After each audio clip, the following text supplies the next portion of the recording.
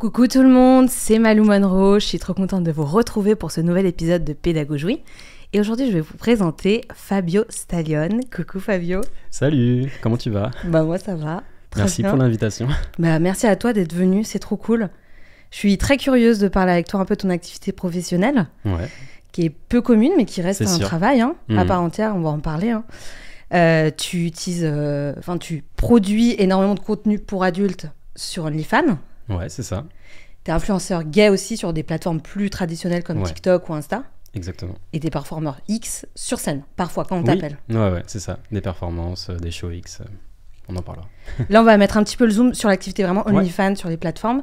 Est-ce que tu peux nous expliquer un petit peu la différence entre OnlyFans et Insta, TikTok, des plateformes plus traditionnelles ? Ouais, bien sûr. À l'origine, c'est des plateformes qui ont été faites pour des créateurs de contenu un peu de tout genre, des cuisiniers, des chanteurs, des musiciens, pour partager du contenu privé avec une communauté un peu restreinte où les gens devaient s'abonner pour avoir ces contenus en avant-première, un peu en exclusivité.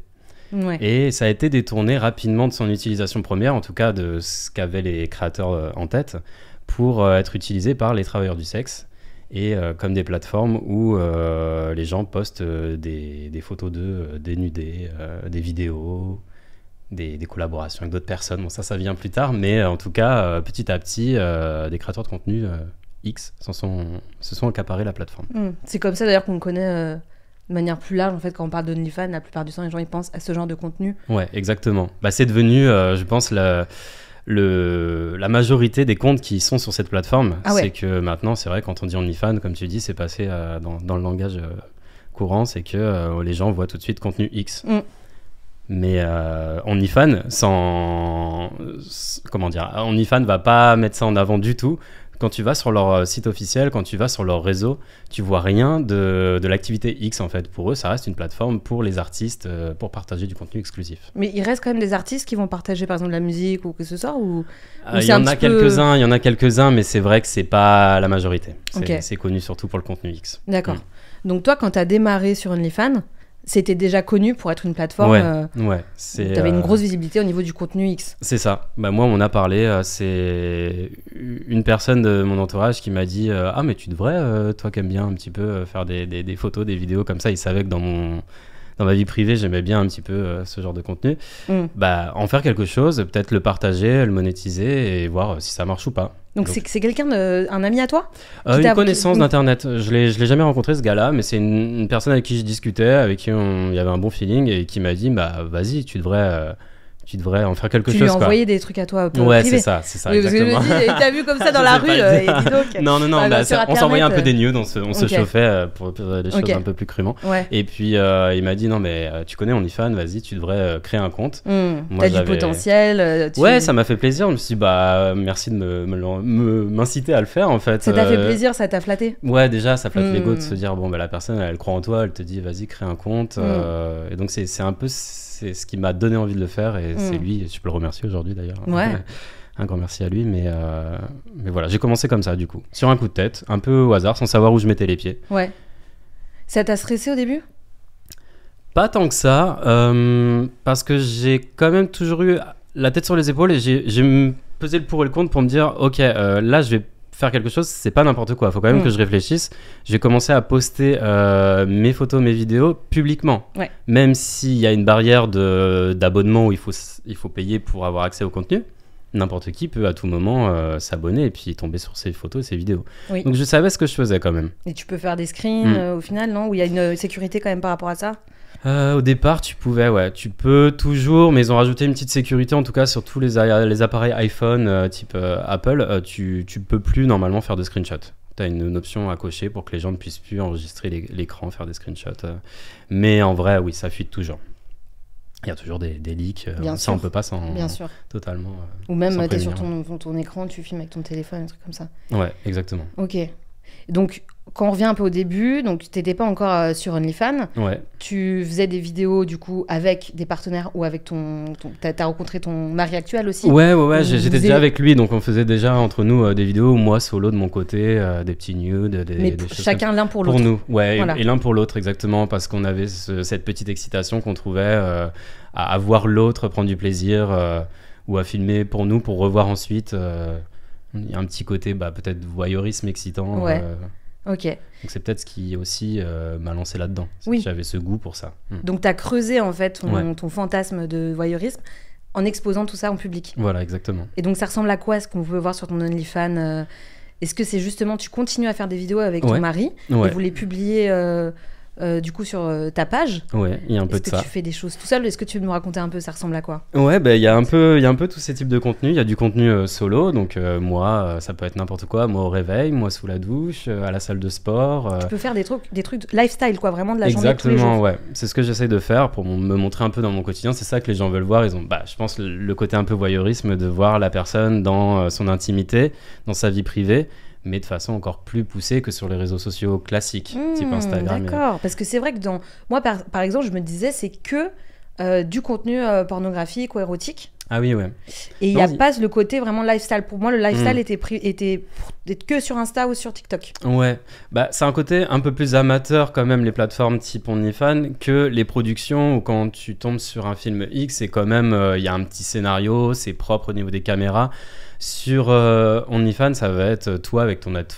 Pour dire les choses vulgairement et grossièrement, c'est toi avec ton iPhone, tu te filmes et c'est pas très vulgaire ça va. Non, mais je veux dire simplement, ouais, c'est beaucoup plus c'est vraiment amateur la vraie vie, quoi. Ouais, il y a pas de filtre, il y a pas plein de lumière léchée, il y a pas la scène qui est refaite milliards fois. Ouais, mais la plupart du temps, moi en tout cas dans mon type de contenu, c'est assez simple. Je vais pas forcément m'embêter avec des lumières, des éclairages particuliers, sauf en cas de grosse collaboration avec une personne qui vient, je sais pas, des États-Unis, que je sais, je prévois bien le truc, on va trouver une belle chambre d'hôtel pour faire la chose, on va essayer de faire les choses bien, mais la plupart du temps, ce que veulent voir les gens, c'est toi dans ton intimité.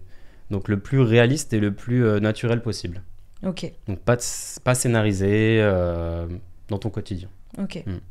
Est-ce que donc ça veut dire que tu réfléchis jamais à des scénarios précis en fait quand tu fais une scène qui est un peu plus du coup donc pas juste la salle ou quand tu fais je suppose que quand tu te filmes en train de prendre ta douche, il y a toujours quand même quelque chose de sensuel et d'érotique un petit peu. J'essaie de rendre la chose en tout Évidemment. cas. C'est pas moi en train de me frotter. On fait des panards. C'est ça, gommage, les peaux mortes et tout. Non, pas sur OnlyFans en tout cas. Mais du coup, il y a quand même un truc très organique de voilà comment je prends ma douche et tout. Ouais. Mais est-ce que du coup sur des vidéos précises, tu vas quand même imaginer des scénarios? Ouais, ça arrive aussi. On a des contenus un peu particuliers, un peu spéciaux.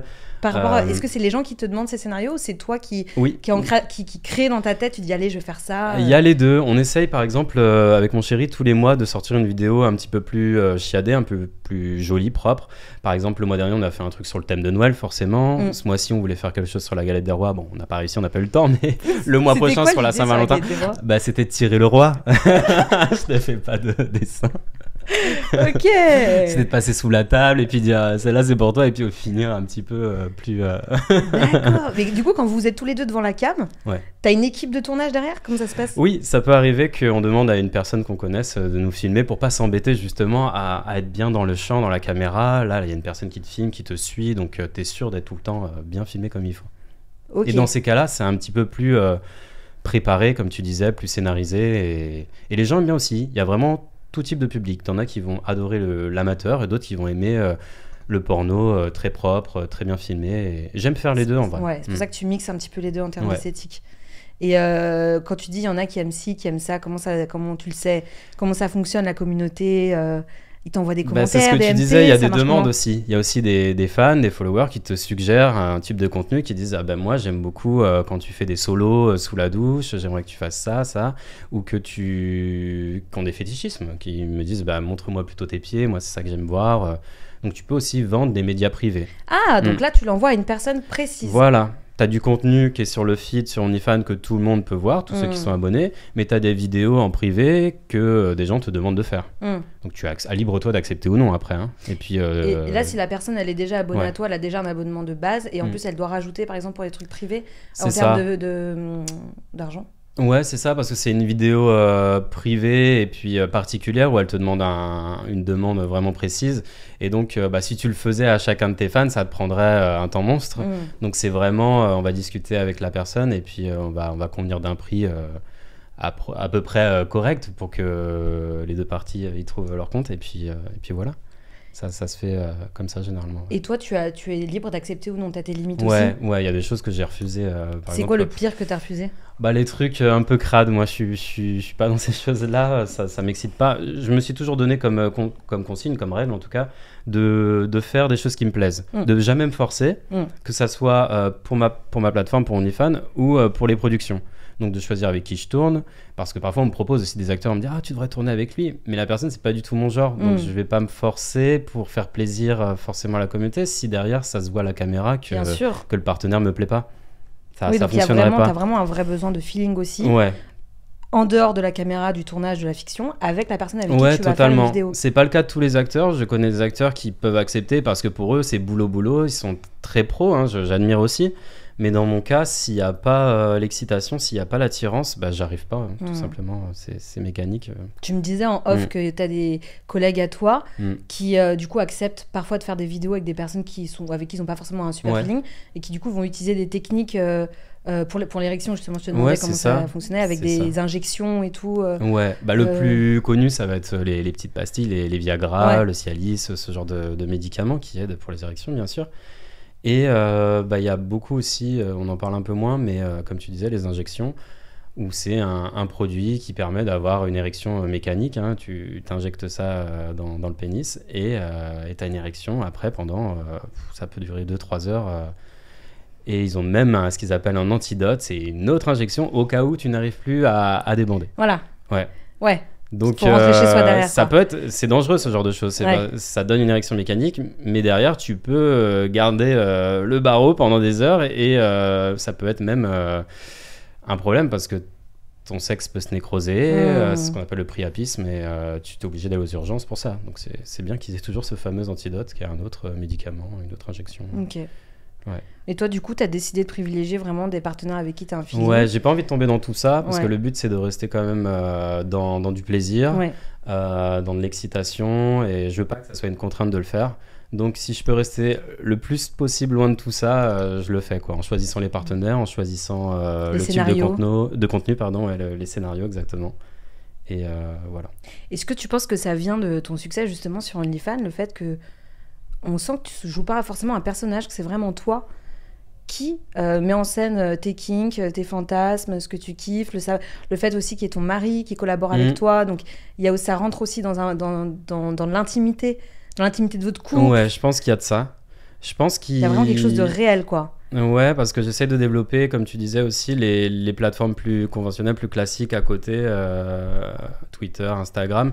Et je pense qu'ils me voient sur ces réseaux-là, comme ils me voient aussi dans les films X. C'est-à-dire que je joue pas un rôle, je suis pas un autre personnage. Je suis la personne que je suis dans la vraie vie, à peu de choses près. Bien sûr, on se met un peu... Qu'est-ce qui change ? On se met un peu une carapace quand même pour se préserver par rapport à notre vie privée, par rapport... Moi, c'est un pseudo, Stallion Fabio. Ouais.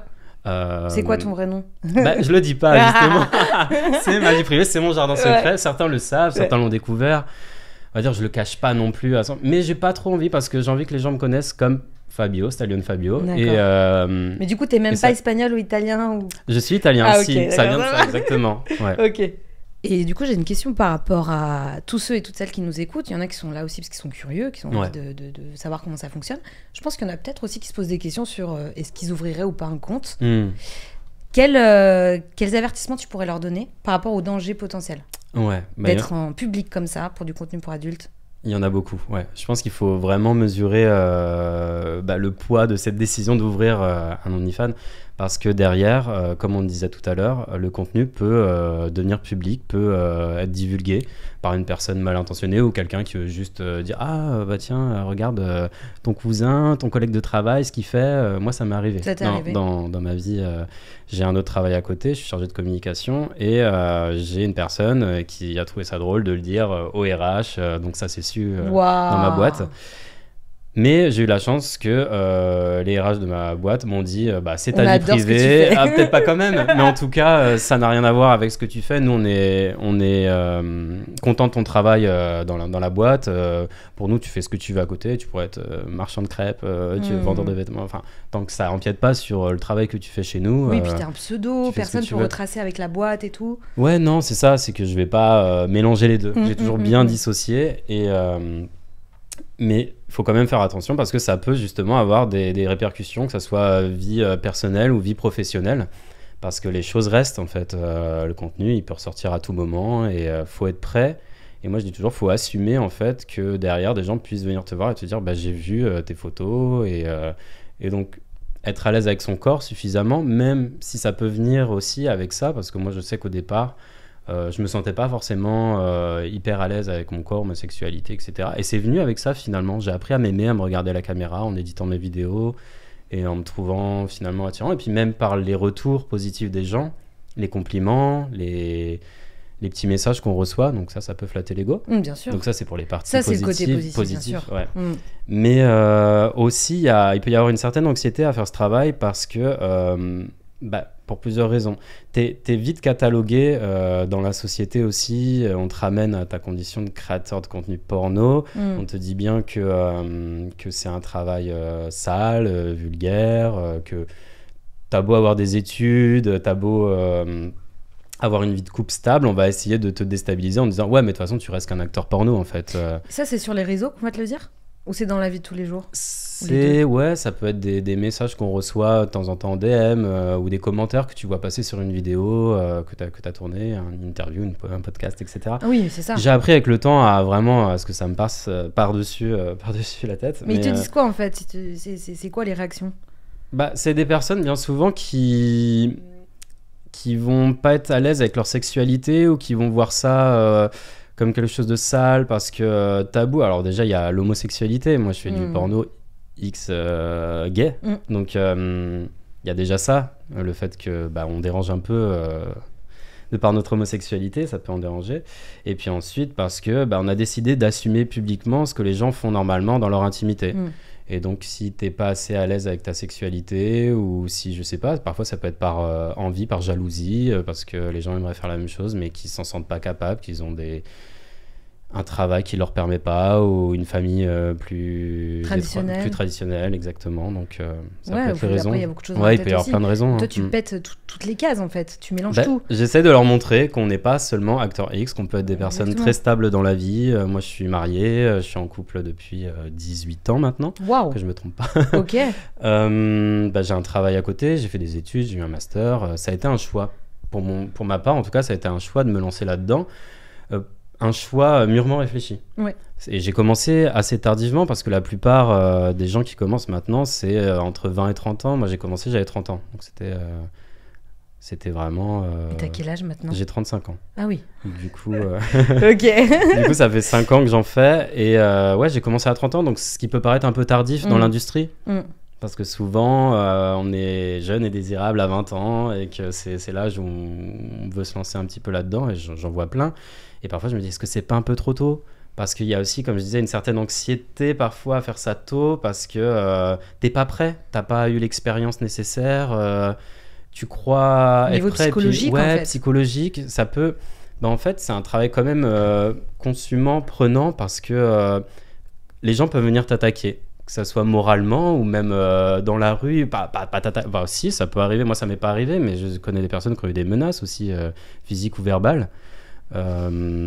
Parce que tu déranges par ce que tu fais et que les gens peuvent venir aussi te voir et te sauter dessus en disant je te reconnais, mais toi tu les connais pas. Il y a Exactement. un peu une relation dit parasociale où les gens te connaissent, ont l'impression que tu leur appartiens, mais toi ils viennent te voir et tu dis oui bonjour, qui es-tu ? Et après ils se présentent, après ils disent je te connais à travers les vidéos, et là tu fais d'accord, merci beaucoup, parce que souvent c'est bienveillant, hein. Enfin la plupart qui viennent te voir, mais j'ai aussi eu des fois où on vient un peu te bousculer en disant t'es l'acteur porno, et tu dis déjà me touche pas, on se connaît pas.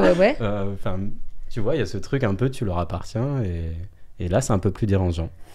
Et puis, il y a aussi le côté financier où on croit qu'on va rouler sur l'or parce que le X, forcément, ça paye bien. Les gens qui ouvrent un OnlyFans, tout le monde peut faire ça. On monte ses pieds, ça va marcher. Oui, il y a un gros fantasme sur le fait aussi qu'on peut gagner vraiment énormément avec OnlyFans. C'est pas vrai. Ça demande beaucoup de travail, beaucoup d'investissement et beaucoup de concessions aussi parce que c'est un rythme de vie différent. C'est que ça prend du temps, tu dois te déplacer parce que forcément tu peux pas forcément tourner dans la ville. Moi je suis de Montpellier, alors j'ai vite fait le tour des personnes qui sont ok pour filmer avec visage découvert, donc tu dois bouger, tu dois aller à Paris. Moi j'ai beaucoup à Barcelone aussi parce que les Espagnols sont beaucoup plus ouverts d'esprit là-dessus. Peut-être, par rapport aux Français. Ouais, ça les dérange moins de faire des vidéos, même s'ils ont un travail à côté, ils sont beaucoup plus ouverts d'esprit là-dessus. C'est plus, y a plus de cadres aussi au niveau du travail du sexe et tout. Alors, plus de cadres, je sais pas, mais il y a peut-être dans les mœurs quelque chose d'un peu plus ouvert, plus caliente, voilà. C'est espagnol, je sais pas pourquoi. Ouais. Est-ce que c'est leur histoire? Je sais que même au niveau des droits LGBT, ils ont été en avance. Au niveau des drag queens, par exemple, ça a commencé beaucoup plus tôt. Ouais, il y a quand même une ouverture en Espagne qui arrive progressivement en France, mais beaucoup plus lentement. Donc ouais, je pense qu'il faut quand même mesurer les risques, les dangers de se lancer. Et puis aussi parce que et parfois... Et être entouré aussi, toi t'es quand même très entouré. Ouais, tu peux perdre les pédales, quand t'es pas entouré, quand t'as pas la tête sur les épaules, tu peux te perdre un peu là-dedans. Hein. Je pense que pour certains... Ne plus savoir où sont tes limites aussi. Exactement, d'accepter un peu tout, n'importe quoi, et puis de plus être maître de ton image, parce que les choses finissent par t'échapper. Tu cèdes ton droit à l'image, finalement, que quand tu tournes, surtout pour une production, la vidéo que tu fais, elle t'appartient plus, elle peut se retrouver n'importe où. Tu as donné ton droit à ce qu'elle soit diffusée et monétisée, et ça t'appartient plus. Donc, faut quand même réfléchir avant tout ça. Ouais. Et tu regrettes pas? Ça t'apporte quand même du là je dresse un peu un portrait sombre, c'est vraiment pour les aspects un peu négatifs, mais il faut les avoir en tête quand on se lance, et pour les jeunes qui veulent se lancer, c'est important de le savoir quand même. Mais non, moi ça m'a apporté un épanouissement personnel et professionnel important. Professionnel parce que j'aime bien mon autre métier de chargé de communication, mais manquait un truc un petit peu plus, alors ça peut paraître bizarre, mais plus artistique, plus créatif, parce qu'il y a quand même un raisonnement créatif artistique, c'est qu'on va réfléchir parfois à la vidéo, comme je te disais, sur les scénarios, etc. Dans l'édition, parce qu'on fait le montage aussi, donc à apprendre un petit peu le stylisme aussi. Ouais, ça peut jouer, ouais. C'est pas forcément on fait attention à comment on s'habille, bien sûr, mais c'est pas la plus grosse partie de mon travail, mais oui, ça peut être quelque chose à prendre en compte. Mais ouais, c'est surtout qu'il me manquait quelque chose dans mon travail traditionnel que j'ai trouvé dans ce travail-là. Et en même temps, tu avais besoin de cadre et de stabilité avec le travail traditionnel. Ouais, exactement. Donc là, je suis dans une année sabbatique où je m'essaye à 100% aux plateformes et aux productions, vraiment au métier du X. Ça me permet de voir un petit peu pendant un an, avant de choisir de me lancer totalement là-dedans. Tu vois, ça fait déjà 5 ans que j'en fais, donc j'ai pris le temps. Mais cette année sabbatique, elle me sert à ça, de voir un petit peu si c'est une voie que j'ai envie d'emprunter à 100%, en laissant mon travail civil plus conventionnel derrière moi. Que tu pourras reprendre n'importe quand. C'est ça, j'ai les études. Là, en tout cas, dans un an, mon poste, il m'attend, donc ce sera à moi de prendre la décision à ce moment-là. Tu te mets très bien. Ouais. C'est cool. Et là, tu parlais de confiance en toi. Ouais. Sur tes vidéos, on voit que, sur tes photos, sur tes vidéos, on voit que tu as quand même un physique... très musclé, tu réponds à des codes de virilité qu'on connaît très bien. Est-ce que ce corps qui est hyper bien taillé, que tu vas travailler toutes les semaines à la salle, est-ce que tu l'as développé à fond pour les plateformes ou est-ce que ça fait partie vraiment de toi? Est-ce que c'est comme ça que tu as acquis de la confiance en toi? Est-ce que c'est parce que les gens t'attendent au tournant par rapport à ça? Il y a un peu des deux. C'est que je faisais déjà du sport avant. Je m'étais déjà mis à la muscu avant de me lancer dans le X. Donc je peux pas dire que c'est vraiment pour ça que je le fais. C'est d'abord pour moi, pour ma santé physique, pour ma santé mentale aussi, parce que c'est un moment où je prends du temps pour moi, où je me vide l'esprit, je pense à autre chose. Mais aussi, on va pas se mentir, parce que l'industrie demande d'avoir certains critères, un physique musclé, un physique viril, attrayant, surtout par rapport au rôle, tu sais, quand t'es gay, il y a ce fameux rôle actif-passif, dominant-dominé, et quand t'es l'actif et que tu dois prouver que t'es le dominant, forcément, on te demande d'avoir un corps un peu plus costaud que... le passif qui lui est censé être plus twink, on dit, donc plus minet, plus gringalet, plus, tu vois, tous ces termes. Souvent il y a ce contraste, mais encore une fois c'est des codes qu'on essaye de casser et on fait pas que ça, on veut pas justement perpétuer ce truc de l'actif, musclé, etc. C'est ce qui plaît, on va pas se mentir, c'est que souvent les personnes qui te suivent vont te dire « Ah, moi j'adore ton physique, tes pecs et tout, les abdos, ils adorent ça, machin. » Ouais. Donc forcément, on essaie de répondre à la demande. Mais je ne tourne pas forcément qu'avec des gens qui sont musclés, Golgoth, machin, parce que je veux montrer que moi, je suis attiré aussi par des personnes plus lambda, plus standard, on va dire, pas obligé d'avoir des pecs énormes et un fessier mais c'est toi quand même, de manière naturelle, au début, qui t'es mis dans des postures de dominant actifs. C'est ce que j'aime aussi dans ma vie privée, c'est ce que je te disais, je vais pas trop distinguer. T'as des acteurs qui vont dans la vie de tous les jours être actifs et pour leur rôle dans leurs vidéos être passifs. Moi j'ai essayé de faire ce que j'aime et du coup je suis plus souvent actif quand même si ça peut m'arriver d'être versatile, on dit. Dans mes vidéos aussi, je vais quand même plus souvent être actif, donc j'ai pas eu à me forcer à être là-dedans. Mais c'est sûr que j'essaie de maintenir un physique qui soit cohérent, attractif par rapport à ça. Et quand tu switches du coup et que tu es en passif, t'as des réactions parfois de personnes qui sont pas contents c'est drôle parce que y a les deux. T'as des personnes qui vont dire « Ah, mais moi je te pensais qu'actif et tout, pour moi t'étais le mâle alpha dominant, toujours top actif. » Et en fait, quand tu es passif bottom, ils vont te dire « Ah, mais du coup aussi tu fais ça, donc ils vont être un peu déçus. » Et t'en as d'autres au contraire qui raffolent de ça et t'es un peu en contre-emploi par rapport à ce qu'ils ont l'habitude de voir. Ça les excite encore plus et c'est les contenus que je vends le plus sur ma plateforme. Donc c'est ce qui marche le plus. Donc c'est drôle, c'est parce que moi je leur donne, je sais pas, on va dire 9 fois sur 10 une vidéo où je suis actif. La vidéo où je suis passif, c'est celle qu'ils attendent au tournant et qui vont m'acheter forcément. Et ça tu fais exprès pour les tenir un peu en haleine, quoi. C'est pas que je fais exprès, c'est que j'aime un peu moins ça, mais ça peut m'arriver dans un contexte particulier d'avoir un mec qui m'excite où j'ai envie d'être passif. Et dans ce cas-là, je vais le faire. Mais c'est sûr que je vais pas le faire trop souvent parce que c'est pas ce que je préfère. Et notamment pour les productions, je n'ai jamais été passif parce que je veux toujours un petit peu garder ou contrôler cette image de pas avoir ma vidéo où je suis passif vendue par une production qui m'appartient plus. Bien sûr. Donc je le fais pour ma plateforme OnlyFans mais pas pour les productions. C'est quand même quelque chose que j'essaie de contrôler cette partie-là, c'est vrai. Et quand tu te mets du coup en position de passif, bottom comme tu dis, tu prends une personne qui fait contrepoids en mode moi, je sais pas si c'est le bon terme. Si, non, mais justement, qui va être plus grande que moi. Enfin, après, pareil, c'est peut-être dans la vie de tous les jours. Moi, tu pourrais renverser le truc. Si j'ai envie de entre guillemets, me donner à quelqu'un, c'est parce que je sais pas, il a l'ascendant sur moi et que c'est ce qui va m'exciter. Mais encore une fois, il n'y a pas de règle. Je peux tomber sur une personne plus petite, mais je sais pas qui m'excite. Voilà, ça dépend du contexte. Vraiment, c'est aléatoire, c'est au feeling, comme on dit. Peut arriver. Faut venir sur OnlyFans pour voir ça. Bah oui, il y a de tout. Bien sûr. Il y a de tout. Bien sûr. Ok, donc pour toi, c'est pas forcément lié à la virilité, le fait d'être forcément au-dessus, quoi. Même si c'est encore un travail chez toi. Ouais, je pense que c'est encore dans la société un travail. C'est que bien souvent, ça va l'être. Mais c'est pas la règle. Pour toi, tu sens que ça frotte encore un peu. Ouais. C'est que... Il y a des petits allers-retours au niveau de ce que tu conçois. Ce que j'aimerais bien faire, est-ce que la société encore est prête à accepter, on va dire.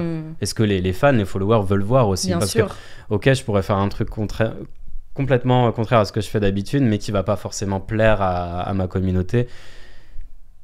Et donc, faut continuer quand même à plaire à ses auditeurs, à ses followers. Bien sûr. Donc, et la commu, est-ce qu'elle elle commente sur les vidéos tu vois comme sur Insta et TikTok, tu vois les commentaires des gens? Ouais, parce que t'as le même système où tu postes un média et derrière t'as une section commentaires. Ils peuvent t'envoyer aussi des DM, pareil. Et je vais plus facilement discuter justement avec les personnes sur OnlyFans parce qu'elles ont payé un abonnement, qu'elles te soutiennent à travers un paiement mensuel. Donc moi je discute avec mes fans seulement sur OnlyFans. Parce que déjà, ça me prendrait un temps monstre de répondre à tous les DM sur Instagram, sur X, sur TikTok. Mais aussi parce qu'ils ont payé pour ça, en fait. Ils ont un accès privilégié et le but, c'est Tu réponds à tout le monde. Ouais. Systématiquement, sur OnlyFans, je vais répondre à toutes les questions. Et c'est quoi les questions, par exemple? Les questions, ça va être est-ce que tu peux tourner avec un tel? J'aimerais bien te voir en vidéo, machin. Ou est-ce que tu as des questions, par contre, où les personnes veulent briser un peu ce mur et te rencontrer? Ah oui, c'est ça. Et ça, faut savoir que c'est interdit. Ça devient de la prostitution? Ça devient de la prostitution et c'est même interdit par le règlement d'OnlyFans et de la plupart des plateformes. C'est que t'as pas droit officiellement de rencontrer tes fans.